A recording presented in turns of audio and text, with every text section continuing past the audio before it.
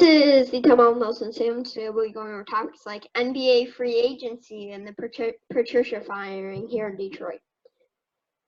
We'll start off with NBA free agency. So we're going to just be talking about winners and losers here. And to me, the winners are either Philly or LA. Los Angeles Lakers, that is. Nelson, who do you think the winners are? I gotta say Philly too. I'm gonna point out a big loser in Indiana Pacers. Yeah, definitely. But I gotta say LA is probably my winner. Yeah, LA did really good. They're probably my number one, Philly number two. Philly just added two great complementary pieces and Dwight Howard. They added Seth Curry and Danny Green, two of the best spot up shooters, catch and shoot players in the league. Seth Curry being all time. And then you have Dwight Howard, Dwight Howard, wow.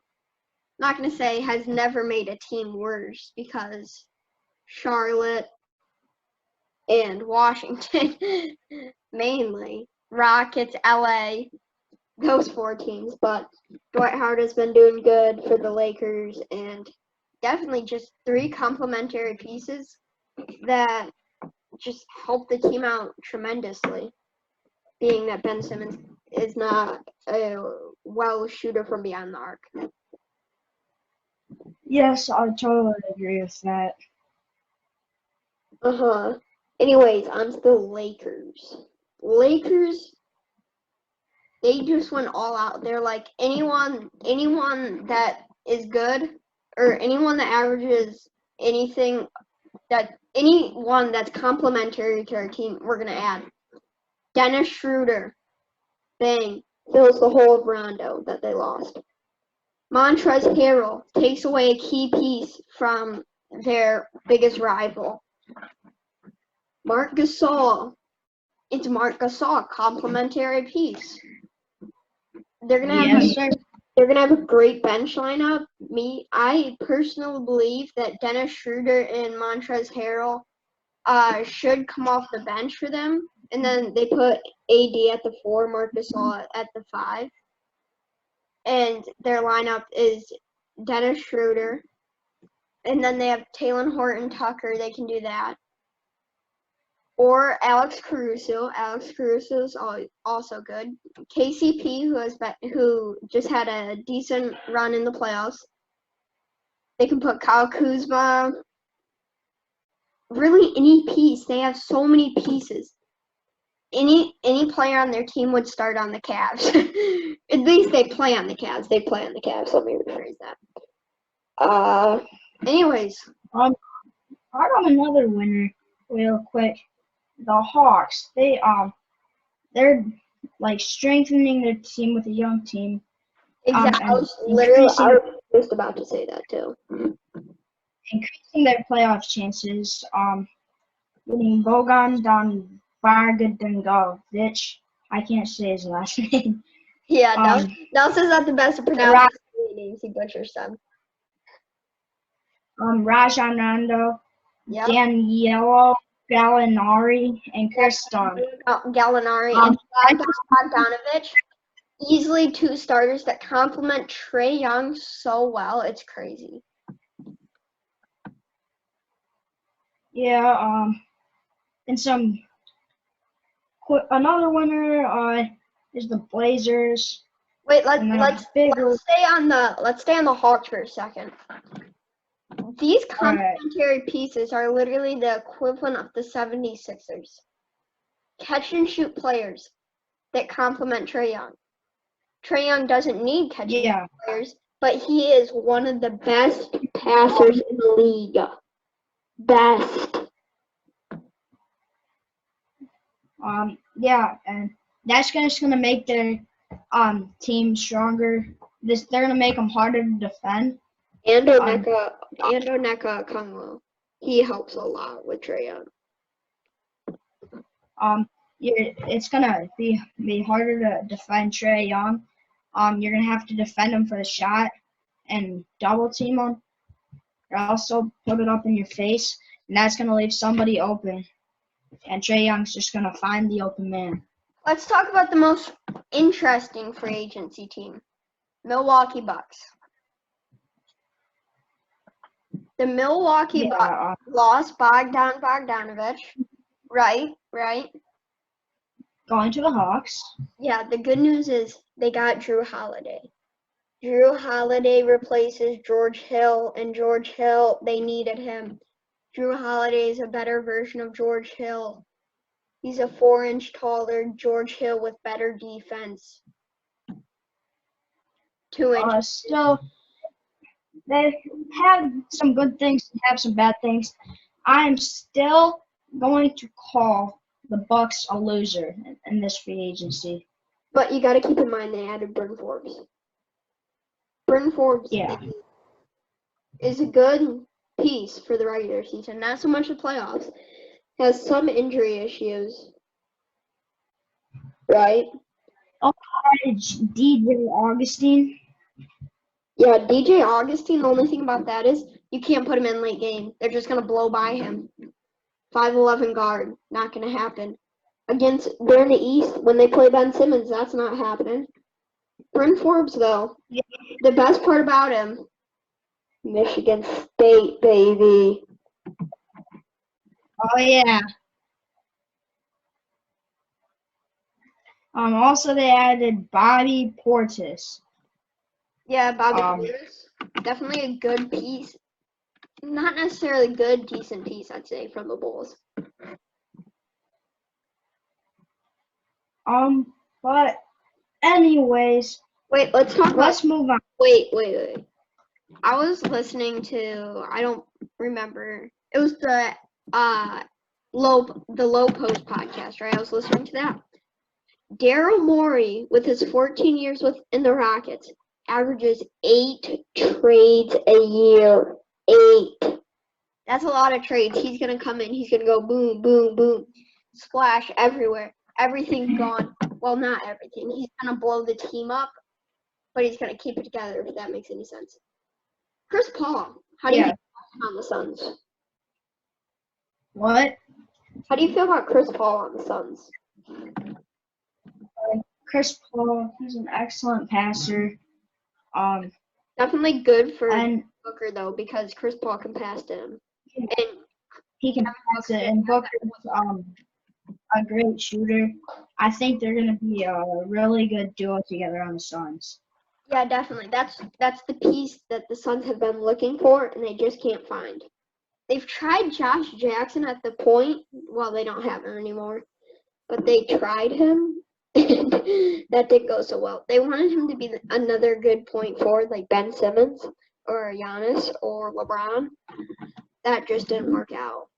Anyways, now start us off with the NFL. All right, the NFL. There have been some firings. The Jacksonville Jaguars have fired the general manager. And I see next season after they're only going to win one game, they're going to fire their head coach probably. But the one that stuck out to me the most is the Lions firing Matt Patricia and their GM, Bob Quinn. Yeah, definitely interesting. Yeah, I have 2 things to say about this. Why did you fire Matt Patricia? And good job firing Bob Quinn. No, Matt Patricia is only... Listen to this. Matt Patricia, over his career with the Lions, 31% win. That's his win rate. Still, I say you give Matt Patricia another year or so, and if he doesn't do anything, then you can get rid of him. But they definitely need they needed a new GM. They needed somebody up high. Again, the Lions are one of the worst, for the first time, one of the Lions are one of the worst franchises. And I don't say that's in the players. I just say that's in the up top and the GMs and the stuff. The coaching staff. Yeah. and the coaching staff. They've had the greatest running back of all time, one of the greatest wide receivers of all time, and Megatron. Yeah, Right should have stayed. now they have a team, a decent team. A wide receiver core with Marvin Jones and Kenny Galladay. Their QB's decent in Matt Stafford, and you can't point at the players anymore. Where does that lead? It leads to the coaching staff and the leadership up in management. There's nothing else you can say really about that. So we have to It's get over all the leaders. who fired him. We have to see who they hired. Like, it's a big part. They hired Darrell Bevell. Thoughts on this? I don't really care who they want to hire. They definitely need the new leadership up top. I didn't see who they hired. But I know for their coach, they haven't hired anybody yet. Yeah, they have. They hired Darrell Bevell. Isn't that their offensive coordinator, though? Yeah, and they moved him up to head coach. So listen to this. He's definitely an offensive guy. So in 1996, he started his coaching career at a college called Westmar.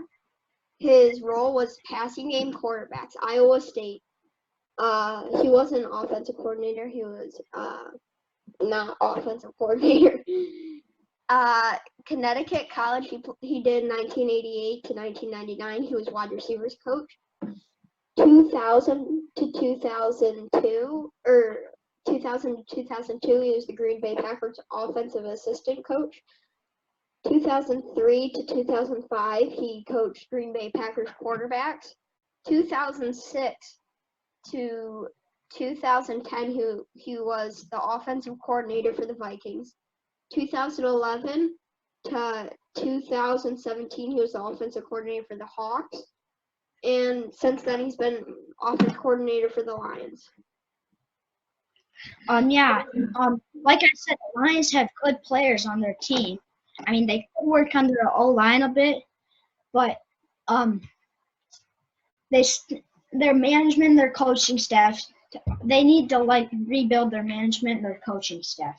I mean, I like this deal, because I see what I have a feeling he's gonna do something with the offense, and something that Matt Patricia wasn't doing. I have a feeling he's gonna add new plays. And I just like this deal for the Lions. Yeah, okay, so after the NFL, how about we talk about this? I forgot to talk about this. How do you feel about Gordon Hayward's $120 million contract? I don't really like that. Yeah, definitely, because he's been getting injured with the Celtics a ton. I was watching the Low Post podcast. I like that podcast. Shout out to them. But they said that the Pacers and Celtics were willing to give them $110 million. Was really willing to give this Gordon Hayward $110 million. I feel like that's what the Hornets do every year. They just overpay for any piece they can get. Yeah, and that's not good. You want to get the good players for the right deal. I mean, Gordon Hayward being injured, that I don't like this I don't think this is a good deal. Yeah, I 112% agree with you, Nelson. But their goal is to make the playoffs every year. That's what they do. New Year's resolution: make the playoffs. Yeah. But anyways, I'm gonna go back to the NFL real quick. As we said, the Jags have fired their GM. And like I said, their coach, if you've seen their record lately, they're 1-10. Okay. So I like this video if you think they're gonna fire their coach soon. Yeah. No, like this video anyways. Like, comment, subscribe. Okay, but 1 second. We gotta talk about something else too. We gotta talk about what's happening in the NBA in with the NBA starting Christmas. So yeah, the NBA players approved to start a 72-game season on December 22nd, which should keep us in line for next year just being our normal season, which I want so bad. Just Nelson, do you like the idea that they're shortening up the season 10 games just to get it normal next year? I actually do. But there have been some players that have been frustrated. Including LeBron James at one point. Yeah. And I can see that. They just finished playing, but you can't. And I get that. You're tired. You want an off season. And then there's other players or teams that weren't in the playoffs, or in the bubble and did terrible, that haven't played since August. Well, and you have to balance that with no off season and a too long off season. Yeah, definitely. So I like that. Let's talk about the draft a little more. You saw our live draft reactions. You didn't really get our thoughts on it, though. You know what I mean? Before that, I said Edwards Wiseman the whole time before the draft. The day of the draft, I switched to Ball Wiseman, and I got it wrong. Well, it was a 3-man. I'm surprised that I thought for sure Lonzo Ball was going first overall. That was the most surprising part for me. Yeah, definitely. I believe Anthony Edwards is better still. I just feel like LaMelo Ball would be. They paid Ricky Rubio $18 million to go there, and I feel like LaMelo Ball could just do that for them. Yeah. So that's my thoughts on the draft. It was a 3-man draft, and the Hornets were literally. They just took whoever came to them. It was a 3-man draft, and they took whoever fell to them. The Bulls were interesting. They took a guy who came off the bench for Florida State, Patrick Williams, a great defensive guy. I think they picked him as more of a process type player. They need to definitely progress him. And another player that I thought would have gone earlier, can't remember his name, but I know the college he went to. He went to Dayton, and he kind of blew up. I don't know why I can't remember his name. Yeah, Obi Toppin blew up his knee. Oh, that's why he fell. He hurt his knee. We got that draft. We got that like after the draft that he blew up his knee. Yeah. Still, I thought if he didn't blow up his knee, he was a really high draft pick. He was doing really good.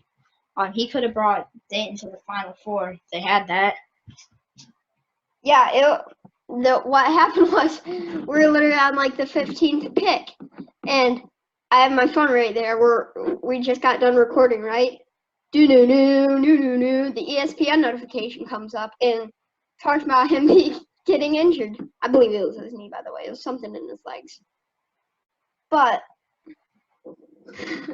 I feel like they should get that news out before the draft. So Nelson was going crazy because they weren't picking Obi Toppin right away. I know. I didn't even know that he had a knee injury. Miami Heat obviously jerseys. Oh, that pink fading to the blue is so nice. Yeah. Also the new whatever it's called, Philly jerseys with a city in it. Yeah, those I kind of have mixed thoughts about. The mixed thoughts, they're kind of hard to describe, but I'm trying to think of words to describe them.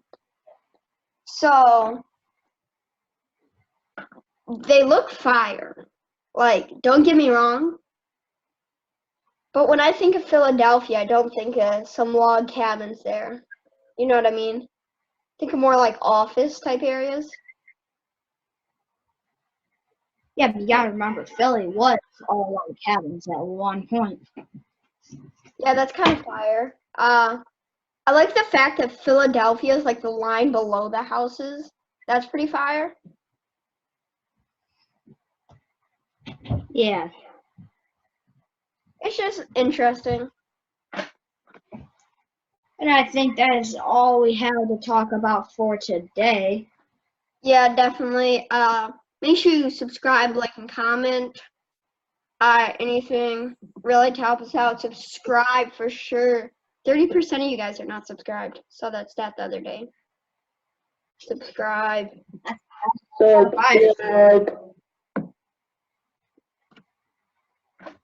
Yeah. Anyways, Um, that has been the Timeout Nelson Sam.